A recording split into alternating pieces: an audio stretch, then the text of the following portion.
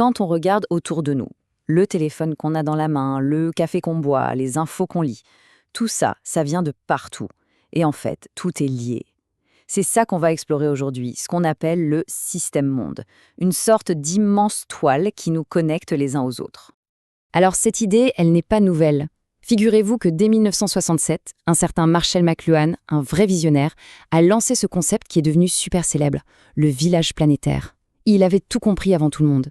Il a dit que les nouvelles technologies allaient complètement effacer les distances et que le monde entier deviendrait comme un seul grand village. Et franchement, aujourd'hui, on y est en plein dedans.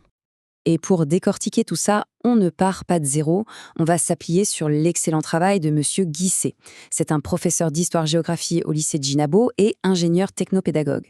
Bref, quelqu'un qui connaît son sujet sur le bout des doigts et qui va nous aider à y voir plus clair dans cette machine un peu complexe. Alors voilà le programme. D'abord, on va se demander si le monde est vraiment un village. Ensuite, on verra qu'il y a un système, oui, mais plusieurs mondes à l'intérieur. Après, on regardera ce qui fait tourner la machine, qui sont les acteurs principaux et ce qui circule. Et pour finir, on fera le point sur les conséquences de tout ça. C'est parti. Allez, on attaque. Le monde, un village? Pour répondre à ça, il faut d'abord comprendre ce concept clé, le système monde. Alors non, ce n'est pas juste un terme un peu savant, c'est vraiment la base pour piger le monde dans lequel on vit aujourd'hui. Mais alors, concrètement, un système monde, c'est quoi? Imaginez une toile d'araignée géante. Si vous touchez un seul fil, n'importe où, c'est toute la toile qui se met à vibrer. Eh bien, le monde, c'est pareil. Une crise financière à New York, ça secoue les bourses en Asie. Une sécheresse au Brésil, le prix de notre café augmente ici en Europe. Vous voyez? Tout est connecté, tout est interdépendant. Ok, donc tout est connecté. Mais attention, ça ne veut pas dire que tout le monde est logé à la même enseigne. Pas du tout. Ce village, il a ses quartiers chics et ses banlieues beaucoup moins favorisées. En fait, le système monde est super hiérarchisé. Le pouvoir et la richesse sont loin, très loin d'être répartis équitablement. Et pour s'en rendre compte, il suffit de regarder ce chiffre. C'est assez hallucinant en fait.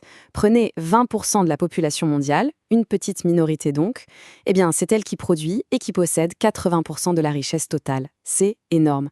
C'est vraiment ça la grande fracture sur laquelle repose tout le système. Pour simplifier, les géographes parlent souvent d'un centre et de périphérie. Le centre, c'est facile, c'est là où ça se passe. Les pays développés, qu'on appelle la triade, les États-Unis, l'Union européenne et le Japon. C'est eux qui tiennent les rênes, qui décident. Et autour, il y a les périphéries, donc les pays dits du Sud, qui sont dans le système, bien sûr, mais qui en dépendent beaucoup plus qu'ils ne le dirigent. Maintenant, attention, le monde des périphéries n'est pas tout gris. C'est plus compliqué que ça. On peut distinguer 3 groupes. D'abord, il y a les périphéries intégrées. Ce sont les fameux pays émergents, les BRICS, comme la Chine, l'Inde ou le Brésil, qui pèsent de plus en plus lourd. Ensuite, on a un grand groupe de pays, disons, partiellement intégrés, qui sont connectés mais sans vraiment peser. Et enfin, tout au bout, il y a ce qu'on appelle les marges, des pays qui sont presque coupés du reste du monde, que ce soit volontaire, comme la Corée du Nord, ou à cause de conflits, comme la Somalie. Bon, maintenant qu'on a vu la structure, la question c'est qu'est-ce qui fait tourner tout ça? Comment cette mondialisation a-t-elle pu s'emballer à ce point? En gros, il y a eu 3 grandes révolutions qui ont tout changé. La première, c'est celle des transports. Les TGV, les porte-containers immenses, les avions. D'un coup, les distances sont littéralement rétrécies. La deuxième, c'est la révolution des communications. Là, c'est Internet, les mobiles, l'info fait le tour du monde en 1 seconde. Et la troisième, elle est économique. On a fait sauter la plupart des barrières douanières avec des accords mondiaux, ce qui a ouvert les portes en grand au commerce international. Et quand on met ces 3 révolutions ensemble, le résultat est simple. Tout est devenu beaucoup, beaucoup plus rapide et moins cher. Déplacer des marchandises, des gens, ou même juste une idée d'un continent à l'autre, ça n'a jamais été aussi facile. C'est ça qui a rendu possible cette connexion mondiale permanente. Ok, on a le décor, on a le moteur, mais qui sont les personnages principaux dans cette histoire? Et qu'est-ce qui bouge concrètement à travers la planète? C'est ce qu'on appelle les acteurs et les flux. Alors, qui sont ces acteurs? Bon, il y a bien sûr les États qui fixent les règles chez eux. Au-dessus, on trouve les grandes organisations internationales, le FMI, l'OMC, ce sont un peu les arbitres du jeu mondial. On a aussi les organisations régionales, comme l'Union européenne, qui créent de grands espaces de libre-échange. Et puis, il y a les poids lourds, les entreprises multinationales. Il y en a près de 100 000, et ce sont elles qui brassent des quantités folles d'argent et de marchandises. Pour se faire une idée des flux de personnes, regardons juste le tourisme. C'est dingue. En 1950, on comptait 25 millions de touristes dans le monde. En 2015, ce chiffre est passé à 1,2 milliard. C'est une explosion, ça montre bien dans quel point on bouge beaucoup plus qu'avant. Et les marchandises alors, où est-ce qu'elles circulent? Eh bien, l'essentiel du commerce, près de 90%, il se fait entre les pays riches. C'est ce qu'on appelle le commerce nord-nord. Ensuite, on a le commerce nord-sud, qui est souvent le même schéma. Des produits finis du nord contre des matières premières du sud. Et le commerce sud-sud, il existe, il grandit, mais il reste faible. La part de l'Afrique, par exemple, dans tout ça, à peine 2%. Ça en dit long sur la concentration du pouvoir économique.